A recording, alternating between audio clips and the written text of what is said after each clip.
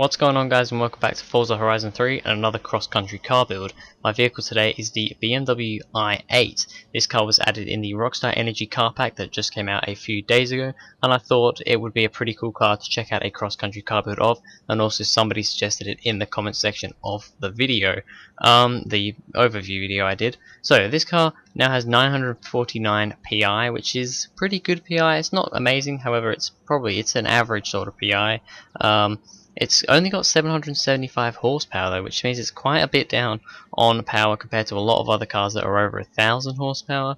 Also only 607 torque. However, it only weighs 1,181 kilograms, which means it's one of the lightest cars, if not the lightest car we've had on this series so far, so that's good.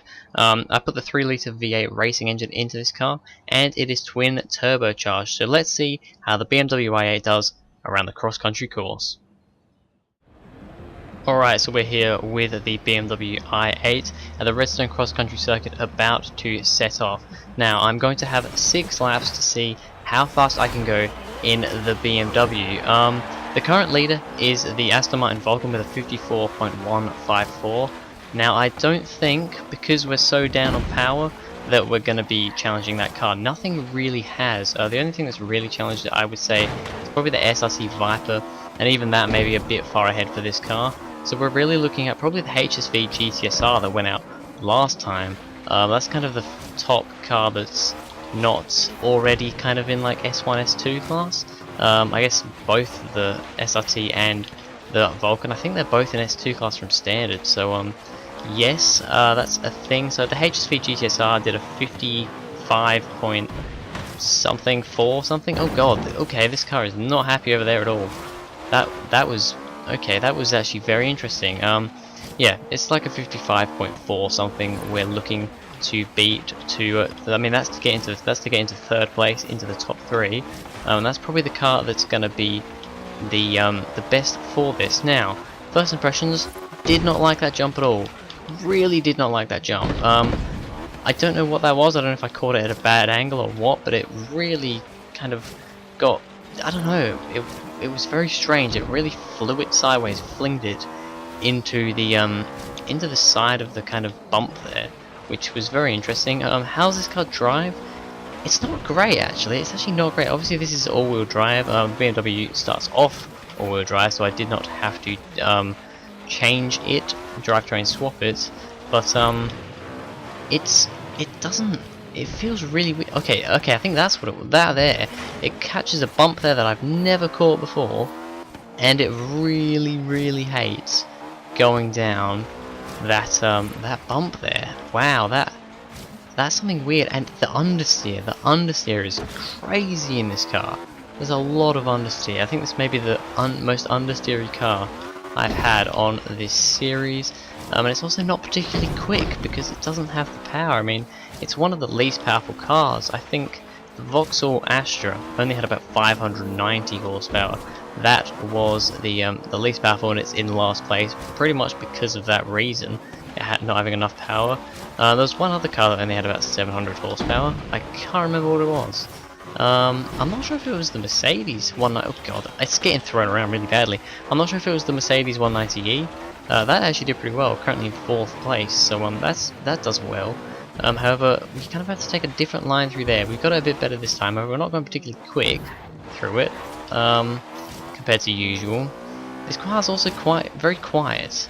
It's really quiet compared to other cars. I mean, we have a V8 in it, so I don't understand why. I mean, a V8 should not be quiet. Alright, we've got into the 56s, so that's good. That wasn't a great lap, kind of speed wise, I don't think, but we've got a 56.4, which actually isn't too bad at all.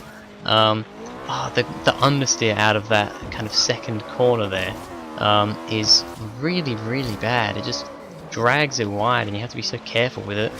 Brakes aren't too bad. They don't seem amazing.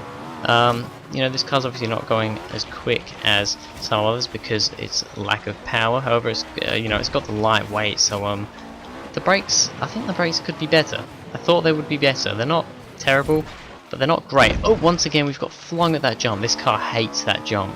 I mean, every car has issues with that jump there. Every car. This though, it gets thrown around in a way that nothing else really has. It's quite strange. I think we may go quicker again. Yeah, 56.1. 2 more laps to go. I have to make sure I get it slowed down well enough for this corner. 90 miles an hour through there is actually pretty good. About as much as you're gonna guess, I think. Maybe you'll get to 100. I think maybe in the Aston and the SRT. We've got a big twitch again. And we've crashed into a plane. That was new. That's something very new. I've never had a twitch there before. I really don't know what it is with this car. It's quite strange. We have reasonable tyre sizes. I think we've got 275s on the rear. It's like 245s on the front. Of course, off-road compound tyres. We've got off-road suspension here. Everything. We're fully maxed out. We've got all the off-road stuff, race brakes, all that awesome stuff. But it doesn't.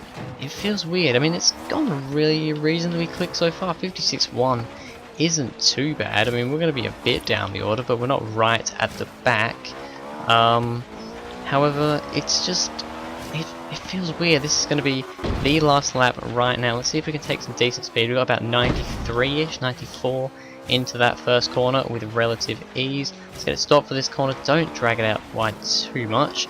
Get it through here. Okay, it's over. Okay, those bumps right there cause the car to twitch around like mad. I've never had that before. I've never had an issue with those bumps. The car has real issues with bumps. This car has real big issues with bumps. It doesn't really look like it, but I'm having to be so precise with the joystick here. I was gonna say the wheel. I don't have a wheel. I have a controller.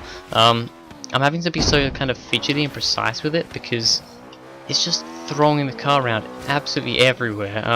I don't know if we're going to be going quicker this time out with that little twitch through the kind of first straight area. We're not going to go quicker, definitely not. Yeah, that was the BMW i8. A rather interesting car. I don't know what to say about it really. I mean, it's quite twitchy. It has twitchy issues. We've had this with quite a few cars lately, actually. It just gets twitchy far too much. It twitches all over the place. I mean, I've never had issues with kind of that tunnel bit around there. I've never had issues with that before.